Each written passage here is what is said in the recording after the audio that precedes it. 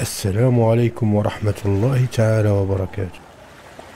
في عالم الصخور والقمم، حيث لا يمكن للإنسان أن يقف بثبات، هناك من يتحدى المستحيل بخفة وجسارة. ماعز ووعول برية متسلقة ماهرة قوية ومهيبة. ولتكن البداية بوعل الألب أو وعل جبال الألب. في أعلى جبال الألب الأوروبية يعيش واحد من أكثر رموز الجبال صلابة وروعة.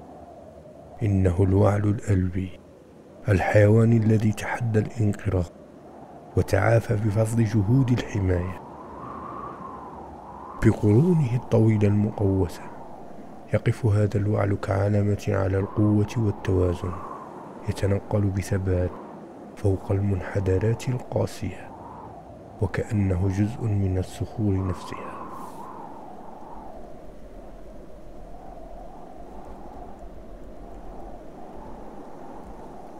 الوعل النوبي يعيش في صحارى مصر والأردن وكذا فلسطين، بارع في التسلق،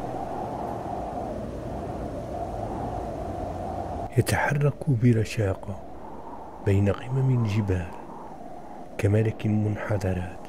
هذا الحيوان مهدد بالانقراض، ما يجعل مشاهدته تجربة نادرة وثمينة.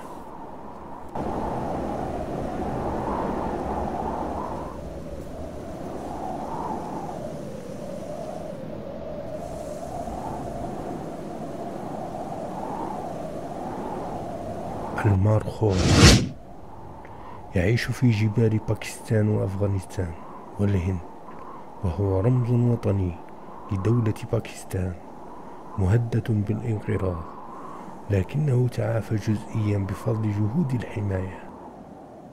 بقرونه الملتوية المذهلة وقوته وضخامة حجمه يعرف الماروخور بملك الماعز الجبلي. متسلق جبلي بارع يتحدى المحاذرات بشموخ وأناقة وخفة.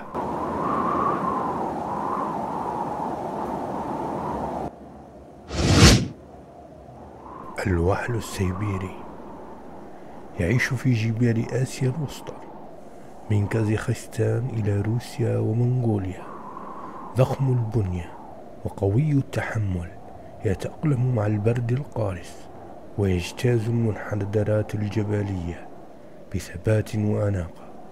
هذا النوع مستقر حاليا، ما يجعله رمز الصلابة والتكيف مع أقصى الظروف. الوعل الإسباني يعيش على منحدرات الجبلية في إسبانيا والبرتغال،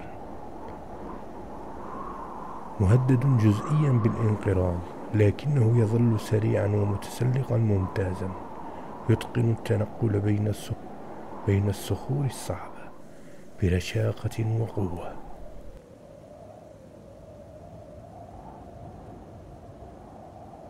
الوعل القوقازي الغربي يعيش في مرتفعات الصخرية لجبال القوقاز الغربية، نوع مهدد بالانقراض.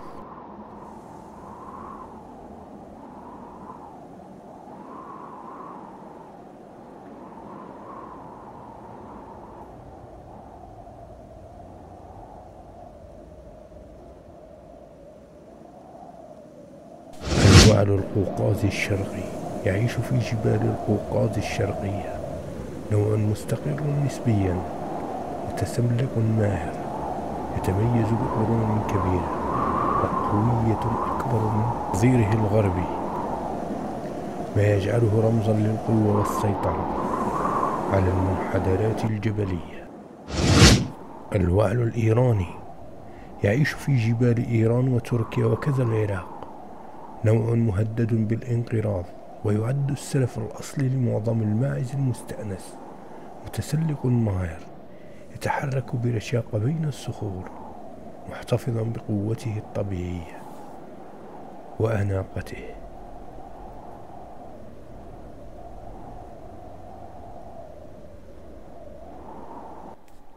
وعل الكريت أو وعل الكريتي يعيش في جزيرة كريت، نوع مهدد جدا بالانقراض، وهو نوع فرعي صغير ونادر.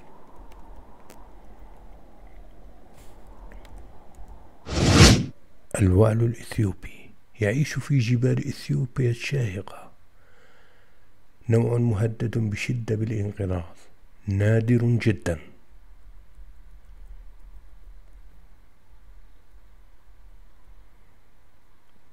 والآن ننتقل إلى أنواع الطهر، ولتكن البداية بالطهر العربي. يعيش في جبال عمان وكذا الإمارات، نوع مهدد بالانقراض، صغير الحجم، فروه بني محمر، وهو متسلق ماهر جدا. الطهر الأوروبي يعيش في جبال الألب ومناطق الصخرية الأوروبية، نوع مهدد بالانقراض، أكبر حجما من الطهر العربي، فروه كثيف ومتسلق ممتاز.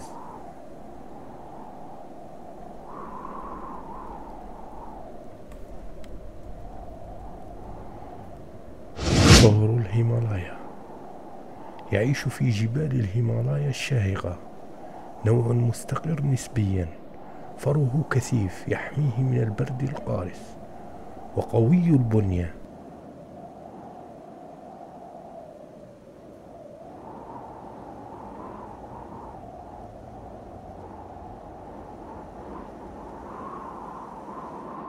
الماعز الوحشي،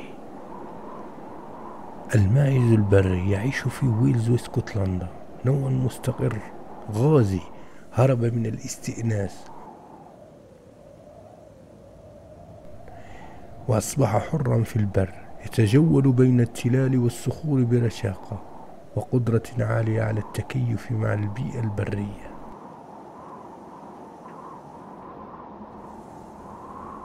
الماعز البري الأسترالي ينتشر في معظم الولايات الأسترالية، خاصة المناطق شبه قاحلة، نوع غازي بأعداد كبيرة جدا، يهدد البيئة المحلية، لكنه سريع التكيف ومتسلق جيد، يتنقل بسهولة بين الصخور والتضاريس القاسية.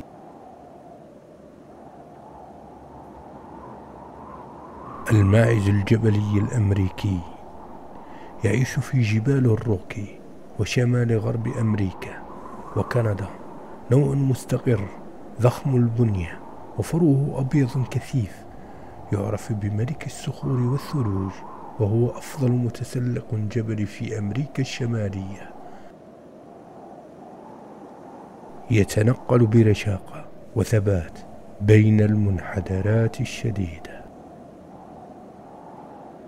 من جبال الألب إلى الصحراء الشرق الأوسط، ومن القوقاز إلى الهيمالايا، إلى جبال أمريكا الشمالية وجزر بريطانيا وأستراليا، تثبت لنا هذه الوعود والماعز البرية أن الحرية والثبات أعلى من كل القمم.